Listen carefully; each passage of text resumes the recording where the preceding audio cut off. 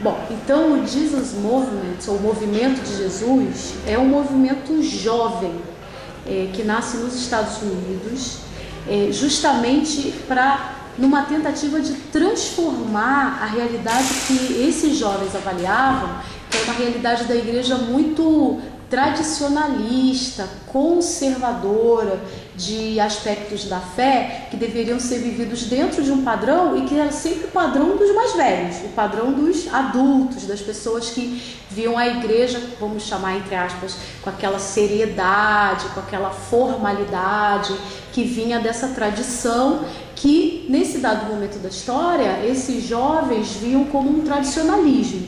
Então é uma espécie de rompimento e, ao mesmo tempo, de transformação dessa realidade, de vivência da fé, que esses jovens lá nos Estados Unidos, de grandes cidades como Chicago e outros grandes circuitos dos Estados Unidos, que então, a partir da música, e aí a gente tem que olhar para esse momento, a gente está falando dos anos 70, significa que esses jovens da igreja não estavam fora de um processo que já vinha do próprio movimento social jovem no mundo, né? A gente tem os anos 60, a segunda metade, como marca de movimentos de juventude no mundo inteiro, né? Então a gente tem até aqui no Brasil, fora do Brasil, na Europa muito fortemente, teve aqueles clássicos movimentos de Paris, em 68, dos estudantes tomando as ruas, né? Então vem de um movimento da juventude marcando o seu lugar, marcando a sua posição. A juventude tem alguma coisa a dizer, não é só para cumprir o que os adultos esperam desses jovens, mas eles têm projetos de vida, projetos para a sociedade. Então, nessa linha de colocar, não um rompimento, simples rompimento para fazer uma ruptura e começar uma outra coisa, mas transformar o que já existia. E a gente vem desse momento dos anos 60, que vai aparecer, além dessa dimensão mais política da juventude, muito centrada nas universidades. No Brasil a gente tem essa experiência, mas que é sufocada pela ditadura militar, porque esses são anos no Brasil de ditadura militar.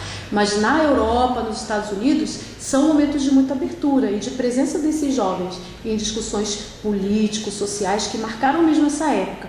Mas vai ter o pessoal que vai entrar numa linha, vamos chamar assim, mais mística, e que vai chegar, nesse mesmo período, ao que foi chamado de movimento hippie. Não tem só o movimento hippie, não. Tem outros movimentos. Tem o movimento dos motoqueiros. Isso na Inglaterra, por exemplo, foi muito forte. Tem filmes de época, né, que mostram que o pessoal rebelde com as motos, que chegava na cidade fazendo aquelas arruaças. Então surgem esses movimentos dos mais variados, o pessoal mais voltado para a política, o pessoal, eu acabei de dar o exemplo da moto, tinha o pessoal lá nos Estados Unidos, tinha um movimento chamado dos mobs, que era o pessoal, nos Estados Unidos não, na Inglaterra, o pessoal dos mobs, que era o pessoal que andava arrumadinho, todo assim penteadinho, com a roupa toda certinha, e isso era também um tipo de movimento de juventude, de mostrar pela aparência, né, que a juventude também tinha alguma coisa a dizer. E o movimento hippie, que vai ser aquele mais destacado, porque tem a ver com uma dimensão, como eu falei, mais mística, de que o mundo pode ser um mundo transformado com paz e com amor. Então traz essa dimensão da paz e do amor com muita força, que é o movimento que vai se juntar aos movimentos de juventude pela paz contra a guerra, principalmente a guerra do Vietnã, naquele período do final dos anos 60, né? Tá tudo aí muito próximo, né? E o movimento hippie vai ficar bastante marcado também com a música. São jovens que vão se reunir em comunidades, vão largar tudo, viver uma vida simples, criar comunidades, abandonar trabalho, família e criar comunidades em que eles vão viver essa vida de pureza, de simplicidade, e a partir dessa pureza e dessa simplicidade trabalhar a paz e o amor como elementos transformadores desse mundo, contra a guerra muito especificamente, e que vai detonar um movimento musical bastante forte, como foi lá o Festival de Woodstock nos Estados Unidos, que vai ficar bastante marcado, né? As pessoas têm uma história clássica aí, se celebrou aí recentemente os 40 anos, né, daquele momento ali, que vai marcar essa perspectiva da juventude, de falar de amor, falar de paz, falar de transformação via música.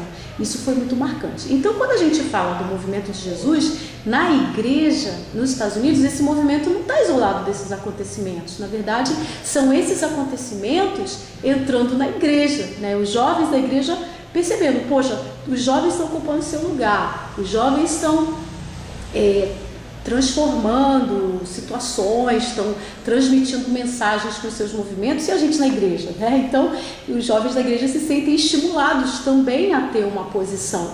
E esse movimento de Jesus era um movimento muito forte, fortemente um movimento evangelizador. O pessoal tinha essa perspectiva.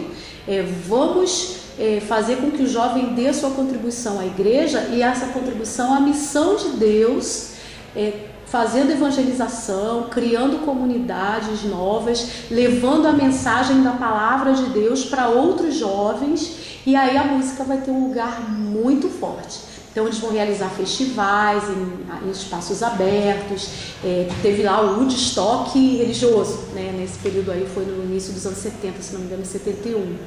E você tem não só festivais, mas você tem comunidades que são criadas, igrejas que são fundadas para trabalhar com a juventude, e muito centrada também na realidade da música. Então é um movimento que vai ser muito marcante. E repito, dentro dessa lógica, desse contexto que estava sendo vivido pelos jovens no mundo, na verdade a igreja interagindo com a realidade social da juventude daquele momento. Não havia uma preocupação social muito forte nesse movimento, não. Até havia um ou outro, o pessoal começa a produzir publicação, revista, jornal, e chama a atenção da sociedade. O movimento de Jesus ganha a capa da revista Life, nos Estados Unidos. A sociedade é chamada a atenção do que estava acontecendo.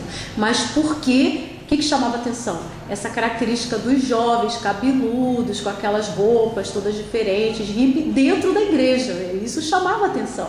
Quer dizer, esse movimento que trouxe o espírito dos movimentos hippie, do movimento hippie e dos movimentos de contestação para dentro da igreja, e mostrar que era possível falar de Deus daquele jeito, né? Que era possível que o jovem tivesse o mesmo espírito, a mesma possibilidade de dialogar com a sociedade, de falar com a sociedade daquele jeito, mas sendo cristão, né? Então essa era a mensagem principal que o movimento de Jesus quis deixar naquela época, e teve uma influência grande, viu, no mundo inteiro.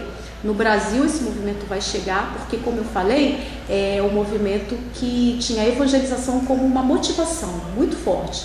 E eles começam a arrecadar fundos para viajar pelo mundo, para levar o movimento pelo mundo. E esse movimento vem para o Brasil, vem para a América Latina.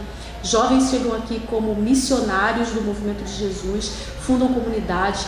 Inclusive teve um movimento muito conhecido aqui, que foram os Meninos de Deus, isso nos anos 70.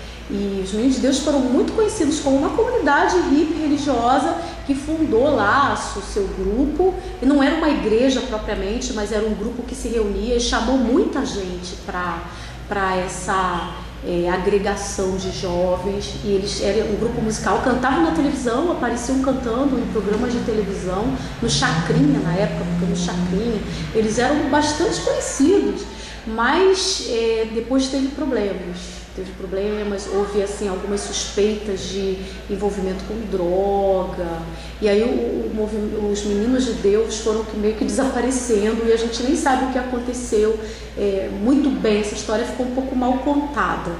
Houve essa suspeita, mas que nunca foi comprovada, né, de algumas práticas ilícitas dentro dos Meninos de Deus, e acabou manchando um pouquinho essa imagem desse grupo que ficou tão ressaltado na época.